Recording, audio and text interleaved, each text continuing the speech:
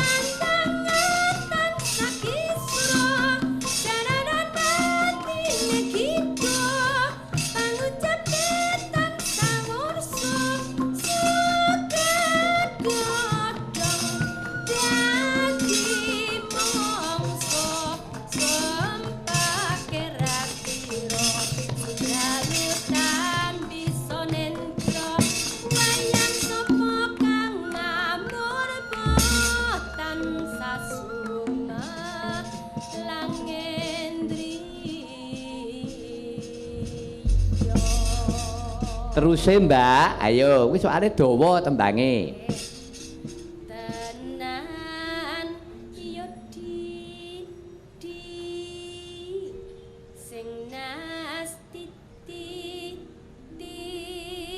Meno aja kliru dalane lumaku margane rahayu nyawasan dipa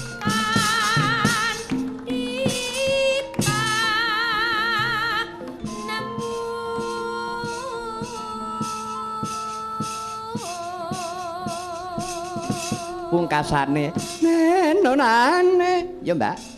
Prayogane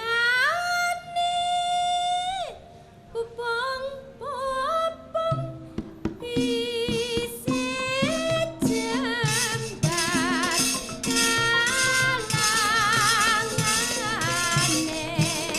padang rembulan anerawang pungkasane kanjan tangguh kanggo tama kinasian mrenyuang suksma.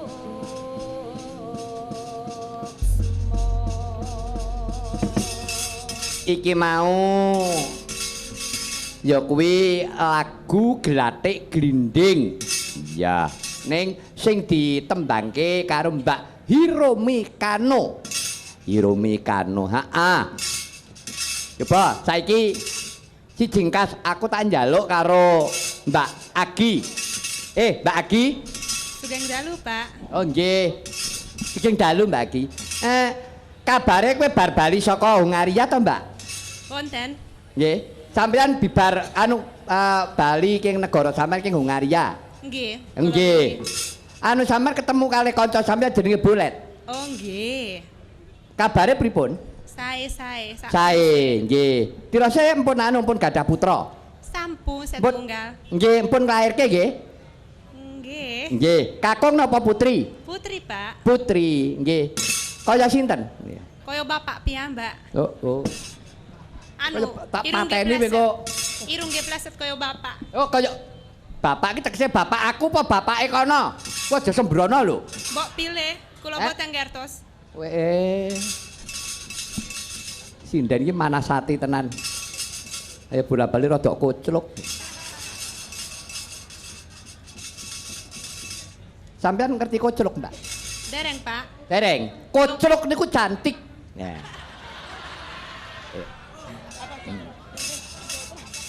Ojo diblasuk-blasukke. Nggih. Mbak Agi, sampeyan arep nembang apa? Ayo. Kula bawa Bawa apa? Asmarandono Samarangan. Asmarandono Semarangan. Iso? Saged mawon. Waduh, saged mawon. Mugi-mugi. Oh, mugi-mugi. Insyaallah. Saged mawon, mugi-mugi. Apa kuwi? Mugi-mugi. Lah kula boten saged optimis. Wah, jan optimis. Apa kuwi optimis? Optimis iku wong sing percaya kepada Tuhan. Oh, percaya diri. Oh, nggih. Jajal Asmarandono Semarangan. Pelok, Bu. No. Nggih. Iya, Mbak. Aja turu sore kaki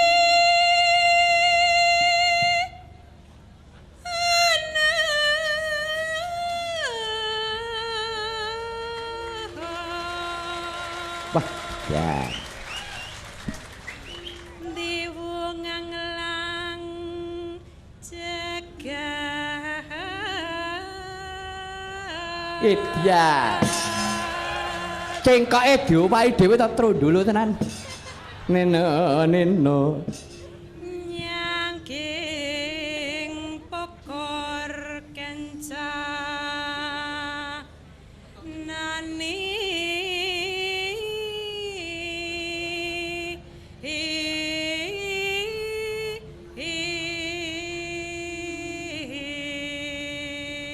Ya. Kaya cengkok Ngadirojo tenan wah. Hebat terus. Isine Ya. tunggu tetulah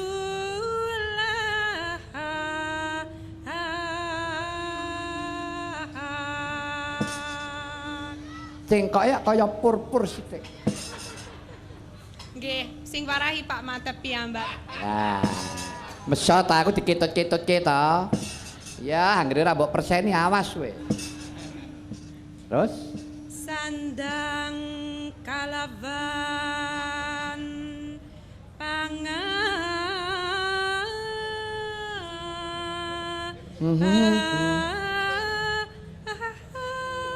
ya dia. Wah. Oh, ala nyok. Waduh. Cengkoke jan mengenke tenan. Wah. Cengkoke kememplok. Ya iku. Ya. Yaiku bagaya nipun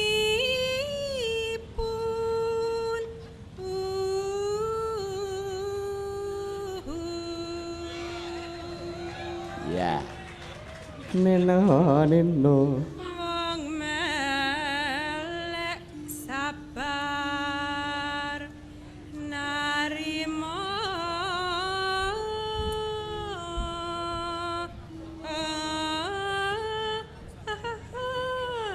Ya.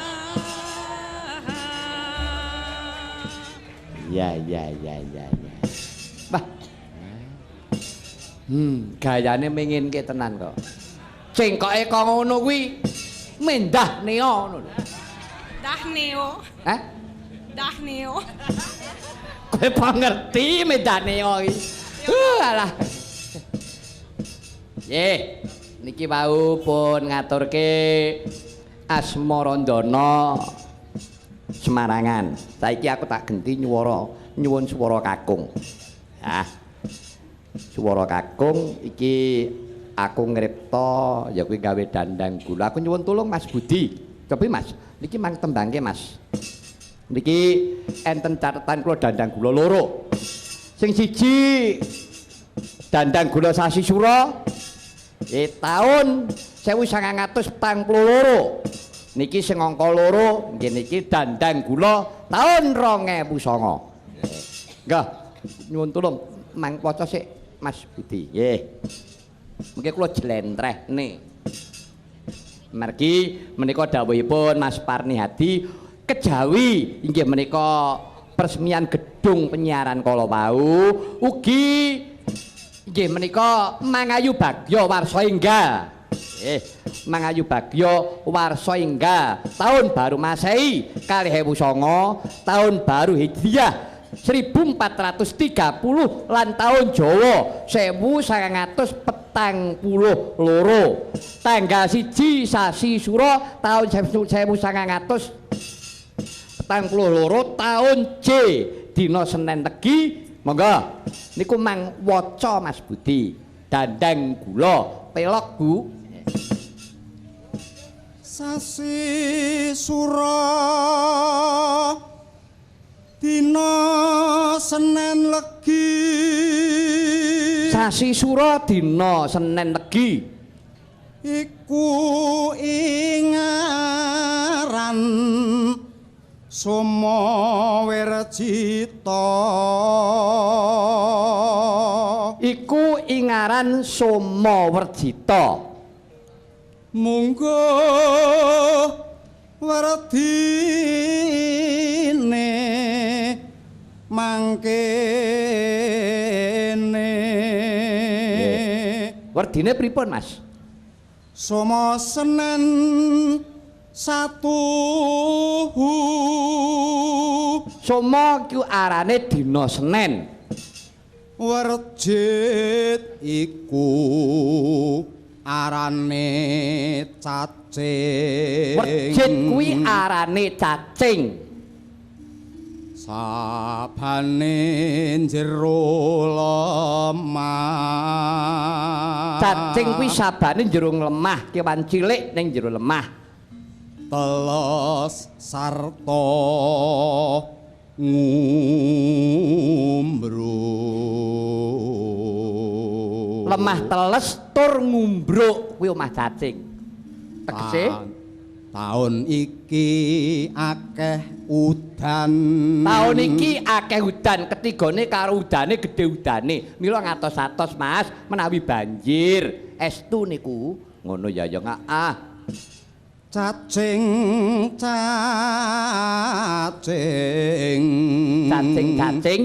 padha metu saka bumi cacing padha metu saka bumi tan wurung dadi umpan tan wurung dadi umpan maknane nduk nek sasi Surataun J tanggale 1 Senin Legi Soma Werjita Soma Senen Werjit kuwi cacing taun iki taun cacing ngono maknane akeh udan sebabe cacing kuwi sabone lemah teles ngono tur cacing kuwi ning jero lemah kewan cilik kepidak-pidak tegese wong cilik uripe urung kepenak uripe isih kepidak-pidak oh ngono cacing kuwi maknane mung bakale dadi umpan umpane wong mancing titenono ora wurung masyarakat iki bakale mung dadi umpan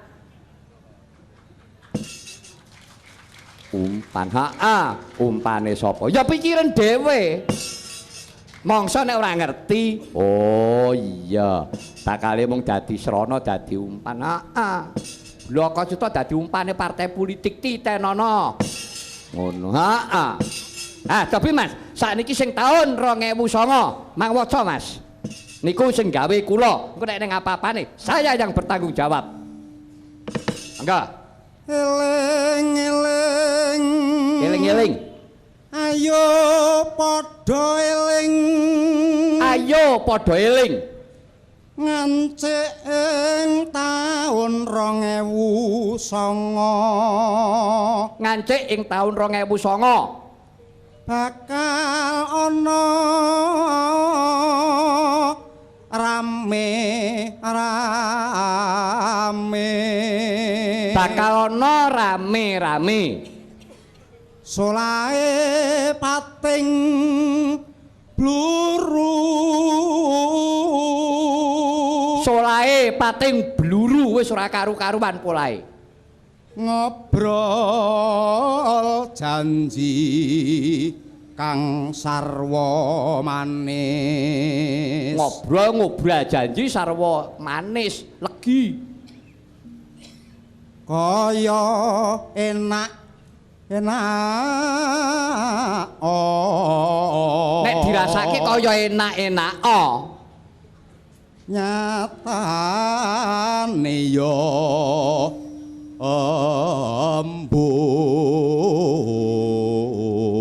nyatane embuh ra ngerti rakyate wis pinter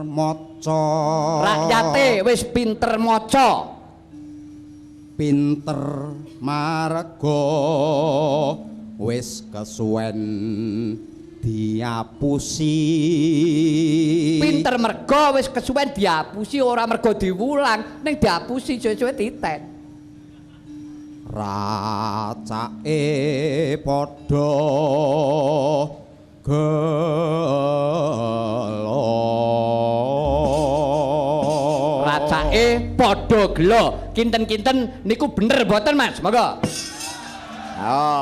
bener Nduk ngono mula kebak ing pengati-ati ngono milya pemimpin sing amanah tenan Nduk sing ngerti karo butuhe rakyat tenan iya aja kaya biyen iya biyen kira ya mung ngobrol janji ngono kok ge watake somben ki ya ngono embuh Mula aku rak ya kandhaku tembangmu ya mbuh. Ngono. Heeh, muga-muga ora ngono, Nduk. Era reformasi iki aja niru barang sing kleru. Sing kleru kuwi aja ditiru. Ngono. Ya. Ya. Nah, iki bawa mijil. Bawane apa? Mijil, Nduk. Mijil kira-kira engko ditibake apa? Ngene, aku arep apa kuwi? Ganti ora sida mijil, nek mijil bendina krungu. Apa? Ngene. Sinom jaman edan. Nyilih ya kuwi tulisane Raden Ngabehi Rangga Warsita. Jaman edan. Oh ya amenangi jaman edan. Heeh. Amenangi jaman edan. Engko dibacutke lagune apa? Ya jaman edan. Oh ngono ya. Iki tak aturake sedulur-sedulurku penggemar wayang kulit saindenging Nuswantara. Aku percaya, Nduk, bengi iki kepareng padha rawuh ana RRI Pusat Jakarta. Oh ngono. Iki RRI saindenging Nuswantara, Pukji. Iya, kaya wong main menang Pukji. Loh, tekse mlumpuk dadi siji. Oh ngono. Ya. Ben dipidhangetke, Nduk. Ngono. Lan kingko laguku kingko ben disurasa karo sing midhangetake lan sing padha mriksani. Nek pancen aku salah tuk nggawe tembang iki, aku sago didunke saka panggung. Nek perlu aku didemo gelem. Oh Pak Mantep, sampeyan salah, kleru tembang sampeyan. Saya siap. Iki demokrasi, Nduk, terbuka untuk siapapun. Oh ngono ya. Ya, ning ya kuwi wong kabeh wong rak kanggo tatanan kaya dawuh Bapak Presiden mau. Oh iya, Nduk, kabeh mau budaya. Oh iya. Heeh. Tapi kula nyuwun Mas Warsono sing mbawani genti. Monggo. Sinom Mas, engko didadekke lagu Jaman Edan. Monggo. Sugeng dalu Pak Mantep. Nggih. Monggo. Amenangi. Monggo. Amenangi jaman edan. Iki suarane ya apik. Iya. Ewa hoyo ing pambuti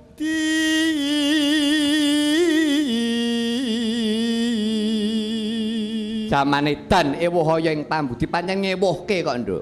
Iya iya iya. melu ngedan ora tahan Melu ngedan ora tahan. yen tan melu anglakoni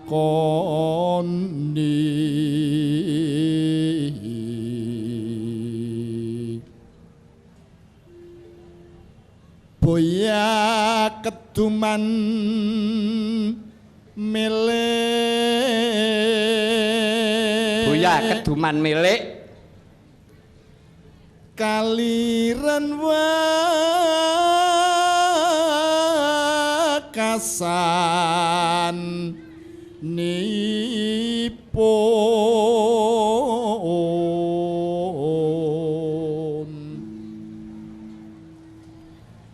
dilalah kersa Allah dilalah kersa Allah. bejo beca nekang lali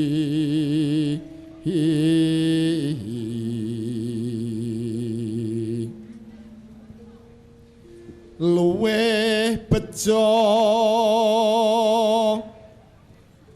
kang eling lawan was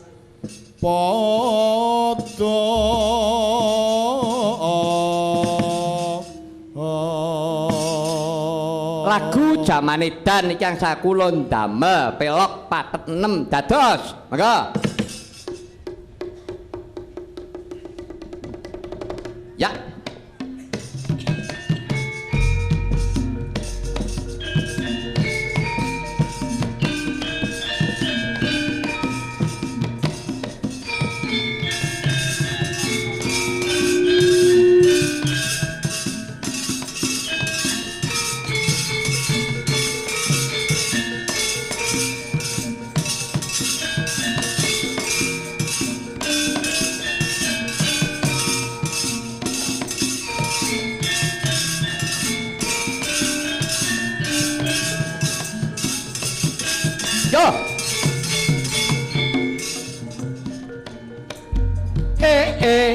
jaman edan jaman edan yen ra ngedan ra keduman melu ngedan ora tahan wolak wali ing jaman kursi-kursi go rebutan rakyat cilik dadi korban cari jaman reformasi ning korupsi malah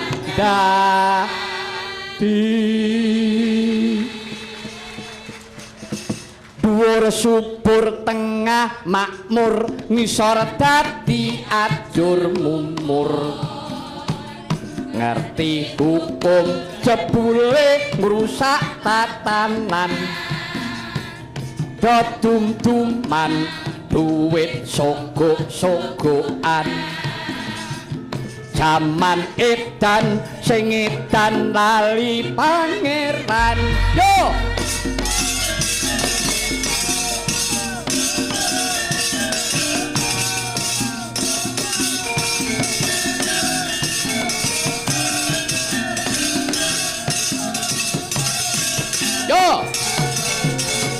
yo tegas mas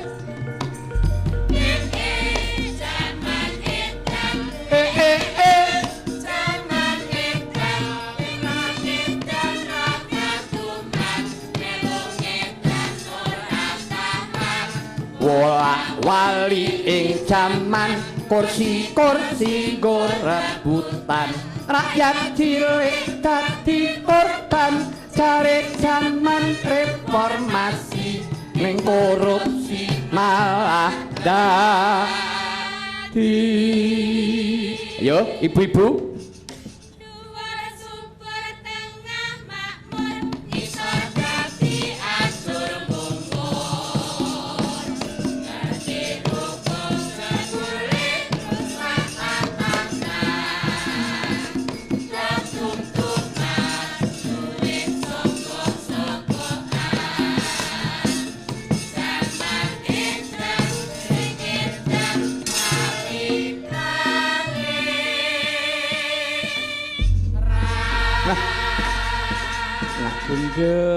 wah apik tenan iki mau iya wah dan kowe tekse iso nyawang kahanan anakku wong ayu Marsinah jenengke anake mboyo sing rada ngutani sithik ngono lho yo kuna men bangsa nah bangsa yem bangsa jem ngono wis kuna lah yo kene mbaya sing endah apa endang apa sri apa zaman saiki ya jeneng kira apik-apik alah jeneng ki melu-melu apa aku jenengke anak ki apa kuwi sing kira-kira ana maknane nek Marsinah ki maknane apa lho Marsinah ki malah nek aku ngarane pahlawan cah wedok lho Nduk ngono ah iya ta zaman biyen Marsinah ki ora buruh nakoke hak-hake ngantek direwangi korban nyawa lho. Tenan. Lho, kuwi lho Nduk pahlawan ki ngono kuwi. Nekoke hake ora entuk jawaban sing nyenengke malah dipateni lho. Ya ta? Tunggale Udin wartawan kae biyen nulis rada keras ora mulih.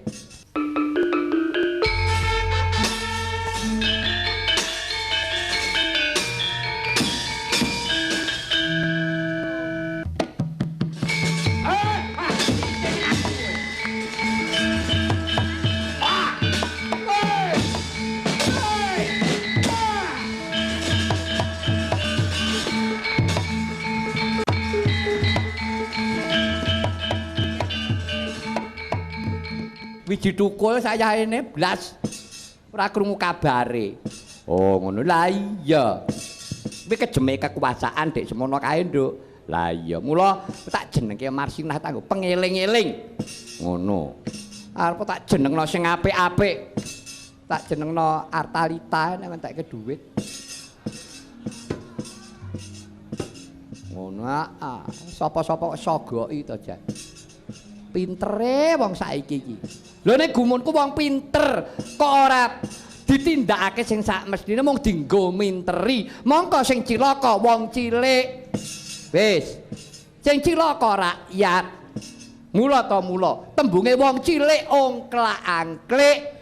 Lungguhe ming dingklik, mangane mung setitik, uripe nggo ancik-ancik, nek geger mati sik.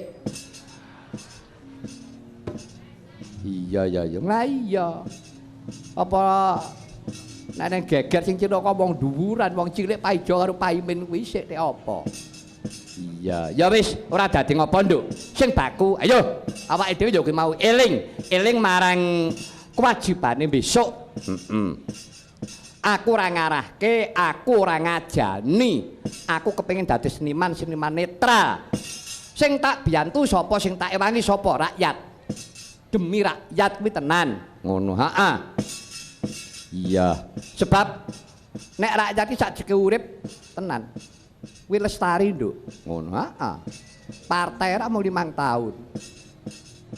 Iya, nek rakyat iki sajeke urip ya tetep rakyat. Mula sing tak belani rakyat. Ngono. Ya, mula tidak menutup kemungkinan kaya aku iki arep ditanggap sapa-sapa gelem. Monggo. Siapapun yang membutuhkan saya sebagai seniman, saya siap. Ngono. Ya, ora pilih-pilih. Amane, aku iki ditimbali ning ulang tahun partai A mangkat. Engko nek ditimbali partai B, aku ya mangkat. Kok diarani ora duwe adek-adek? Lho duwe, Nduk. Apa adek-adek kudu diduduhke? Ora, adek-adek iki gone ning jero kene. Ning saya sebagai seniman kuwi dudu duweke partai, seniman kuwi duweke bangsa. Oh, bangsa Indonesia duweni ya kuwi dalang, ditanggap sapa wae mangkat, ditanggap abang, ijo, biru, kuning, budal. Karek tekan tau pamane, saiki kuning nanggap aku. Programe napa Budi? Wis. Lho, iki kuning iki programe ngene. Dipilih ya syukur ora ya wis dudu tanggung jawabku. Ngono. Oh, ngono iya. Engko genti ditanggap abang, kuning ya aja serik. Wong aku ki seniman netral. Oh iya ya ya. Kudune ngono, Nduk. Mula kabeh wae anak-anakku seniman sak mburiku. Ayo, awake dhewe dadi seniman pure. Ngono. Aja wedi ora ditanggap. Sing ngandum pangan ki dudu partai, sing ngandum pangan kuwi Gusti sing gawe urip. Percaya wae, anggere kowe percaya karo agama, insyaallah pangan isih ana, Nduk. Ngono iya. Iya, ya muga-muga wae ya, Yung. Ya, iki pertapan Kutha Runggu kuwi akeh tamu nduk sebab apa? Sangadi Penembahan kuwi manut kabare sing tak tampa. Kuwi ngasta kamulyan. Dene kamulyane kaya ngapa aku kowe ora ngerti. Sing ngerti ya mung sing kamugan. Mula ayo nderek memuji, muga-muga rahayu wilujeng lan bener-bener kamulyan ditampa karo wong sing duweni jiwa pengayom. Ya, tak derekake yo.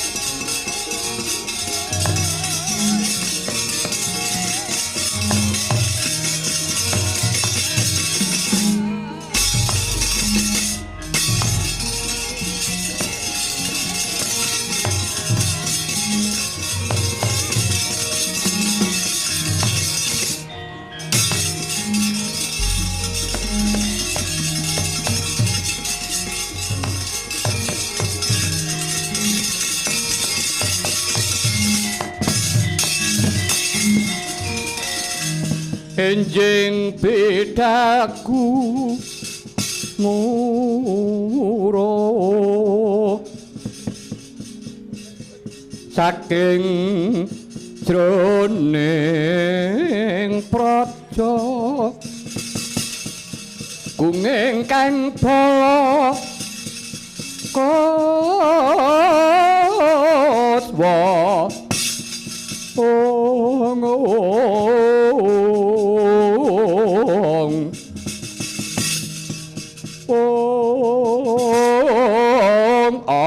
Prabu tanan nira ong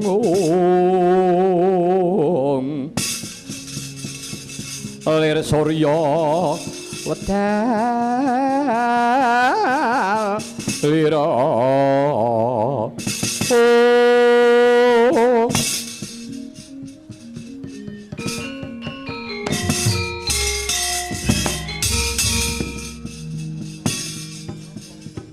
Yayanoman pun kakang Begawan Maenaka cumadong dawuh paran pawartane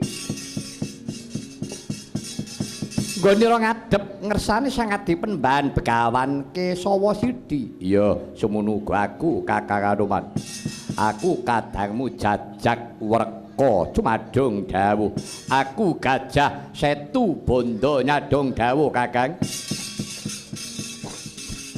Aku kadangmu Naga Kuwara cumadong dawuh Kakang. Aku kadangmu Garuda Mahambira cumadong dawuh Kakang.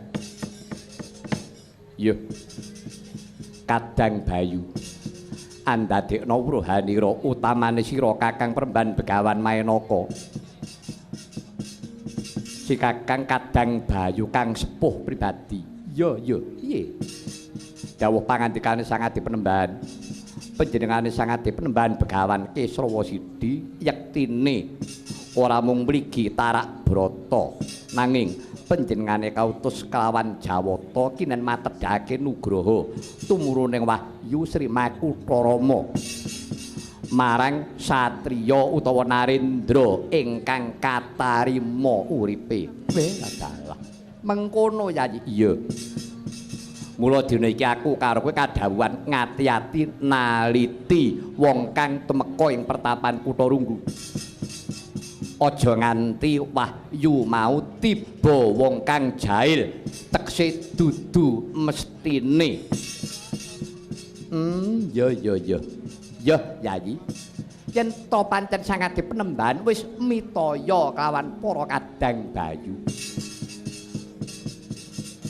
Ora liwat ayo distakake bareng-bareng ngreksa katentremaning Kutarunggu. Aku percaya mesti akeh sing padha ngayunake Wahyu Makutarama mau. Mula becike kudu gedhekake kaprayitnan. Kowe Jajak Werka Gajah Setu Bondo, Naga Kuwara lan Garuda Mahambira.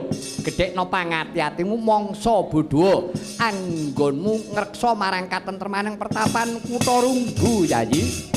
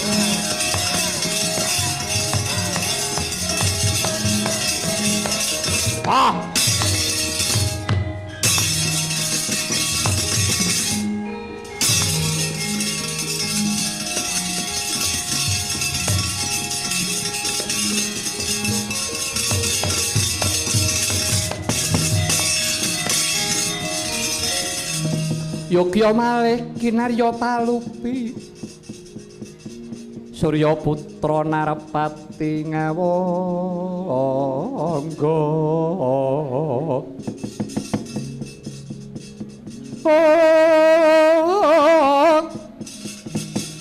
An Pandhawa ora katange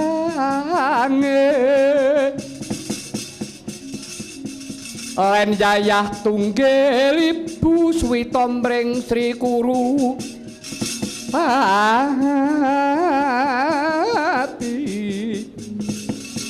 ing Astina kinarya gul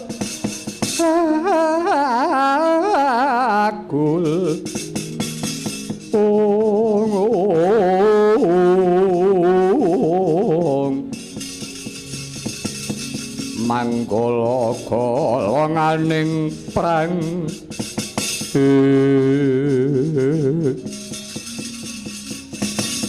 kula waspadaken ingkang rawuh wonten wengkaing kutha Runggu paduka sinuwun ngawangga Prabu Karna ya Anoman aja kaget ingsun ingkang prapta pangabekti kula katur sinuwun ya Anoman pangabektina wis dak tampa Kyai Patih Sengguni pangabekti kula katur Kyai. Iya Anoman.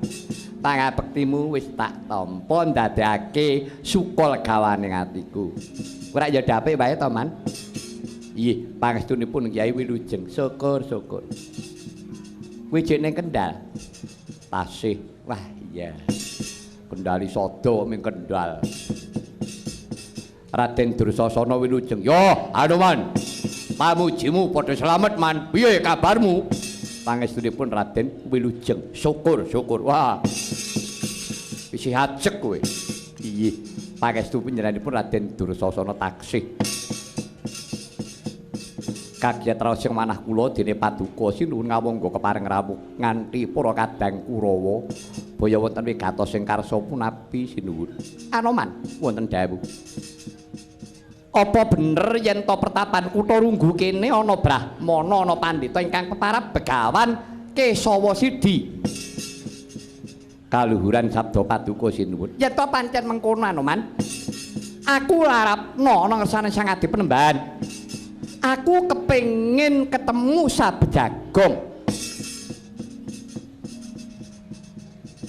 Lajeng keparengipun badhe kagungan kersa menapa? Perkara kuwi rak butuhku kowe ora perlu ngerti. Sing baku aku larapno ana ngersane sang adi penembahan. Iya. Menawi adreng penggalih paduka dinten menika monggo kula dherekaken namung suruh penyuwun kula.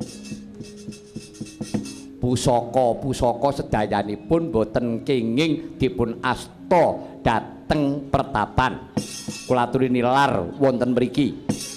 Lho. Anoman wonten dawuh. Yen ngono kowe jubriya karo aku. Mboten kok nama jubriya. Lenggahipun menawi mertamu utawi Maradayah.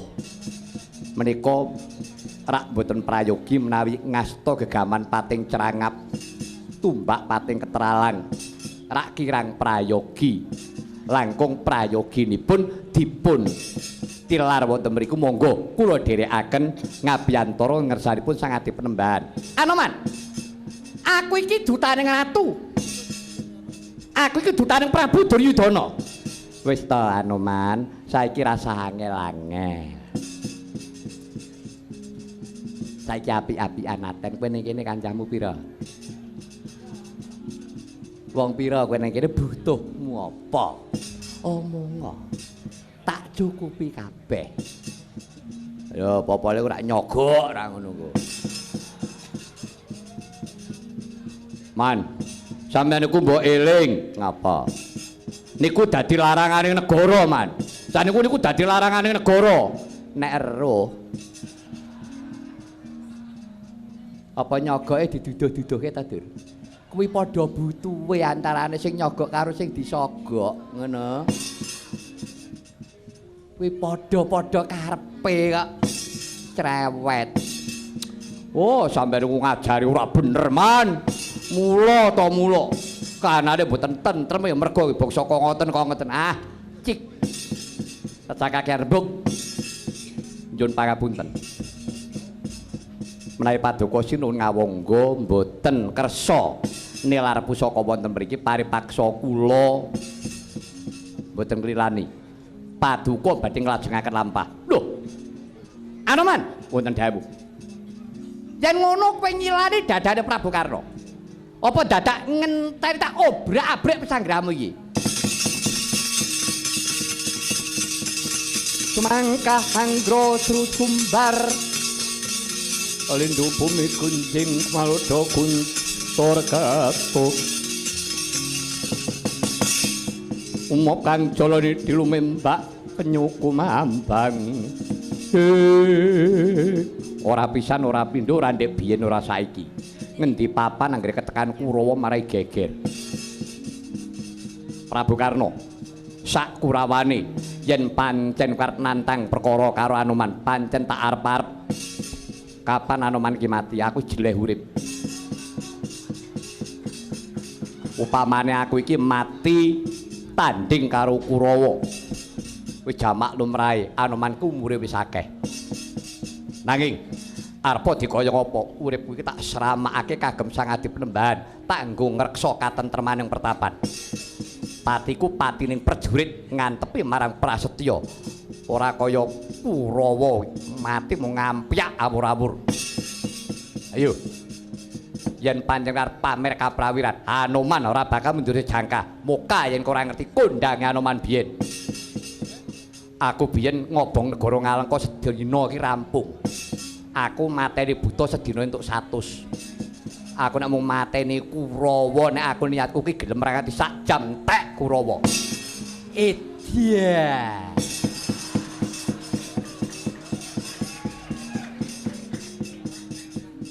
piye Dur duka lho cangkemmu iki lho iki ditantang aya-aya kok dadi Anoman yen pancen kowe bosen urip kowe jeleh nyawang sorote srengenge kowe bosen ngemut legine guna iki margane patimu cobanen tegane atimu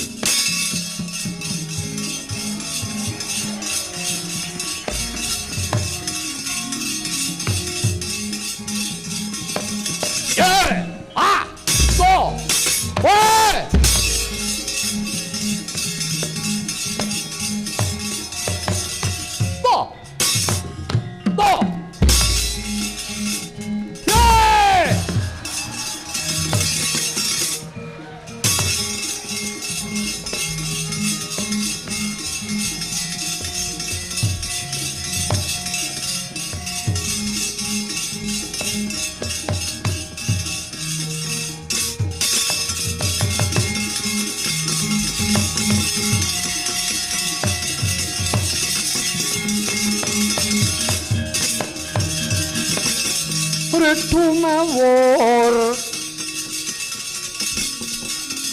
mangawur-awur urahan tengarane ngadurit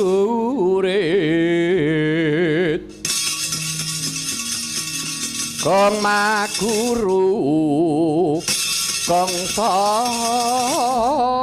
tata kaya butula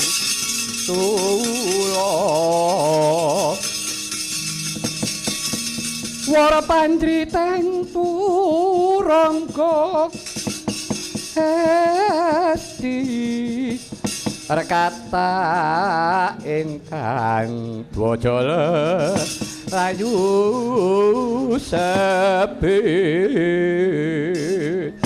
wah parat dudu karpe Dewi Hanuman wong kang kaya kuwi Obabam ora panggring anak Pendhita Durnaya Bambang Aswatama aku kepengin ngadep ana ngersaning Begawan Kisrawa Sidi aja menika mung lamak kaya dapurmu ayo ratumu kon tekan kene ora-orane yen to Anoman sulap metuki Ratu Prabu Duryudana jare gembong-gembonge Kurawa iblis lanat Manasati wani karo aku rangkepo 1000 legane ati ora ana tinggal untat gelanggang colong playu dodok dadak melesat ikamu minggat nyawamu kowe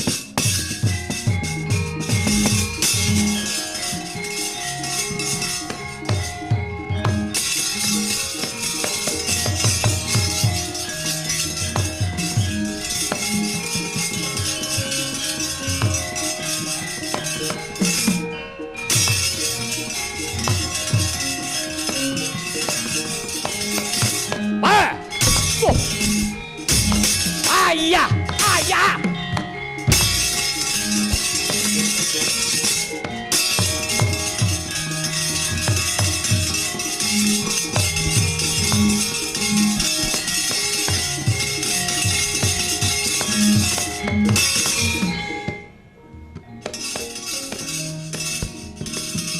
ya prayitna ati-ati